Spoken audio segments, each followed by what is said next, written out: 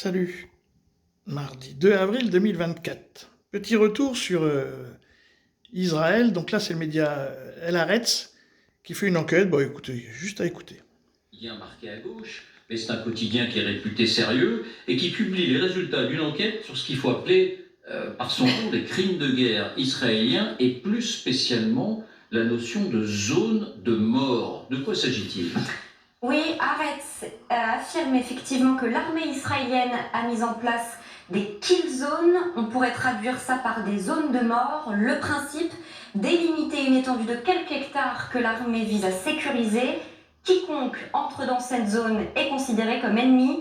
Quiconque entre dans cette zone est donc susceptible d'être tué sur le champ. L'armée israélienne affirme que 9000 terroristes ont été tués depuis le début de la guerre à Gaza. Mais il s'agissait souvent de civils. Bien sûr, on a souvent vu l'armée israélienne tenter de prévenir les civils pour qu'ils quittent la zone, mais ça n'est visiblement pas toujours le cas. Autre exaction dénoncée par Haaretz, cet incident il y a une semaine tout au nord de la bande de Gaza où l'armée israélienne indique avoir tué un terroriste entre guillemets suite à un tir de roquette sur Israël. Au terme de son enquête, Haaretz conteste cette version et pense en avoir retrouvé les images que le quotidien joint dans son article. On y découvre 4 hommes, visiblement sans armes.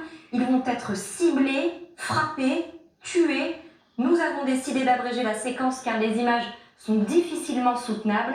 Puis c'est un autre homme, seul cette fois, sans armes là encore, qui est ciblé et touché. Il s'agit d'un incident très grave, affirme un officier de Tsahal dans Haaretz. Ils n'étaient pas armés, ils n'ont pas mis nos forces en danger dans la zone dans laquelle ils marchaient. Voilà, ce sont des confidences, ce sont des propos d'officiers israéliens que Haaretz a recueillis, évidemment sous le sceau de l'anonymat. Les images qu'on découvrait, ce sont des images d'Al Jazeera.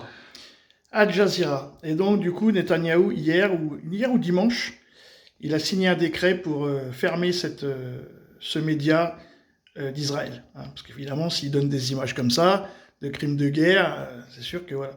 Je me demandais pourquoi il voulait retirer Al Jazeera en diffusion. Et ben voilà, j'ai trouvé. Voilà, salut!